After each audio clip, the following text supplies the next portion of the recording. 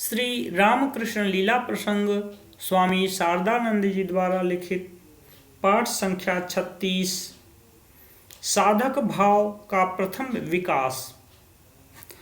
परिहास प्रेता का दृष्टांत। गांव की निम्न जातियों में अधिकांश लोग रामायण महाभारत पढ़ना नहीं जानते थे। उन ग्रंथों को सुनने की जब उन्हें इच्छा होती थी तब वे ऐसे किसी ब्राह्मण अथवा अपनी जाति के व्यक्ति को बुलाते थे जो उन ग्रंथों को पढ़कर उन्हें समझा सके और उनके आने पर भक्तिपूर्वक चरण धोने के लिए जल, नवीन हुक्के में तंबाकू तथा बैठकर पाठ करने के निमित्त उत्तम आसन तथा उनके अभाव में एक नई चटाई बिछा देते थे। इस प्रकार का सम्मान पा अत्यंत अभिमान में चूर होकर वह व्यक्ति श्रोताओं के बीच कैसे उच्च आसन पर बैठता था एवं किस प्रकार विचित्र रूप से अंग संचालन तथा विकृत स्वर से ग्रंथ पाठ करता हुआ उनको अपना प्राधान्य दिखाता था। तीक्ष्ण विचार संपन्न हास परिहास प्रिय बालक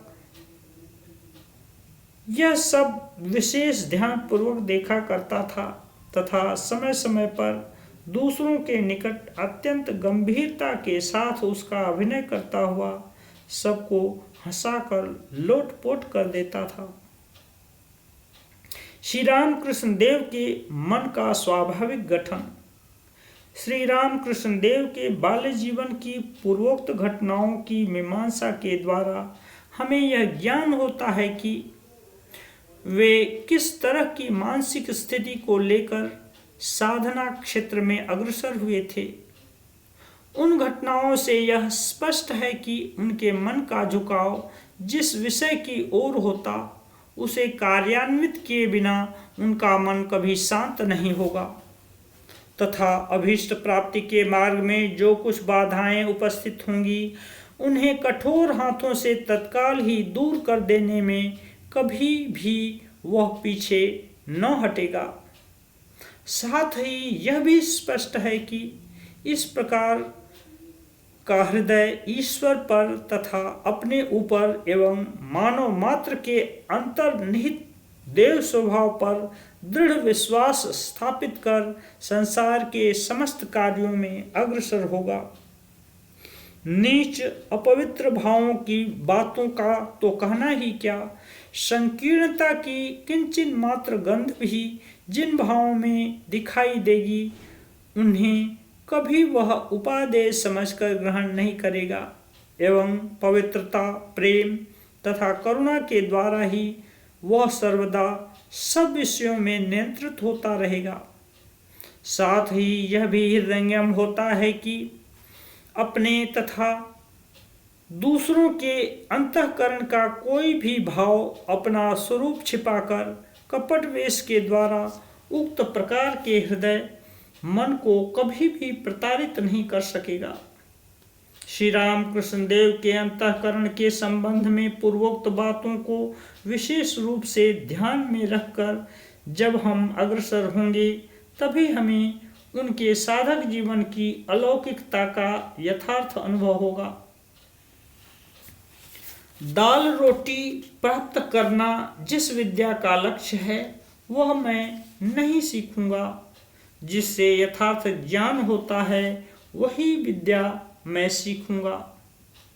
श्री रामकृष्ण देव के जीवन में साधक भाव का सर्वप्रथम विशेष विकास हमें उस दिन देखने को मिलता है जब कलकत्ते में उनके अग्रज के संस्कृत विद्यालय में अध्ययन के समय उनके अग्रज राम कुमार के तिरस्कार तथा भर्त्सना के उत्तर में उन्होंने स्पष्ट शब्द में कहा था, दाल रोटी प्राप्त करने वाली विद्या मुझे नहीं चाहिए। मैं तो ऐसी विद्या सीखना चाहता हूं जिससे ज्ञान का उदय हो। मनुष्य वास्तव में कृतार्थ हो जाता है। उस समय उनकी आयु 17 वर्ष की थी तथा गांव की पाठशाला में उनकी शिक्षा की विशेष अग्रगति की संभावना न देखकर उनके अभिभावक उन्हें कलकत्ता ले आए थे। कलकत्ते में झामापुकुर स्थित रामकुमार जी के संस्कृत विद्यालय में निवास करते समय श्री रामकृष्ण देव का आचरण। झामापुकुर के स्वर्गीय दिगंबर मित्र के मकान के समीप ज्योतिष तथा स्मृति शास्त्र में निपुण उनके धर्मनिष्ठ अग्रज संस्कृत विद्यालय खोलकर छात्रों को शिक्षा प्रदान कर रहे थे। साथ ही मित्र परिवार के अतिरिक्त पड़ोस के कुछ अच्छे घरों में भी उन्होंने प्रतिदिन की देव सेवा का कार्य संभाल रखा था। नित्य क्रिया समाप्त करने के पश्चात छात्रों को पढ़ाने में ही प्राय उनका सारा समय बीत जाता था। इसलिए दूसरों के घर पर नित्य प्रति सायं प्रातः उपस्थित हो नियम पूर्वक देव सेवा करना थोड़े ही दिनों में उनको एक बड़ा भार सा प्रतीत होने लगा। फिर भी सहसा उसे त्याग देना उनके लिए संभव नहीं था, क्योंकि दान आदि के द्वारा पाठशाला की जो आय होती थी वह अपर्याप्त ही नहीं वरन घटती जा रही थी। ऐसी स्थिति में देव सेवा से उन्हें जो पारिश्रमिक प्राप्त होता था उसे त्याग देना संभव नहीं था। इसीलिए अपने छोटे भाई को कलकत्ता लाकर उस पर देव सेवा का भार सौंपकर अध्यापन कार्य में वे संलग्न हो गए। कलकत्ता आते ही इच्छानुरूप कार्य मिल जाने के कारण गदाधर आनंद पूर्वक उन कार्यों को करने के पश्चात अपने अग्रज की सेवा तथा उनसे कुछ अध्ययन भी करने लगे। गुणशाली प्रियदर्शन बालक थोड़े ही दिनों में यजमानों के परिवारों के प्रिय पात्र बन गए। कामारपुकुर की तरह वहां पर भी संभ्रांत घरों की महिलाएं उनके सरल आचरण, कार्यक्षमता, मधुर वार्तालाप तथा देव भक्ति को देखकर बिना किसी संकोच के उनके समीप आती थीं और उनके द्वारा छोटे मोटे कार्यों को कराने तथा उनके मधुर कंठ से भजन सुनने के लिए आग्रह करती थीं। इस प्रकार कामारपुकुर की भांति वहां भी बिना किसी प्रयास के बालक का एक अपना दल बन गया और अवकाश मिलते ही बालक भी समस्त नर नारियों के साथ मिलकर आनंद पूर्वक दिन बिताने लगा। इसलिए यह स्पष्ट है कि कलकत्ता आकर भी बालक की शिक्षा में विशेष उन्नति नहीं हुई। यह सब कुछ जानते हुए भी रामकुमार जी के लिए सहसा अपने भाई से कुछ कहना संभव नहीं हुआ।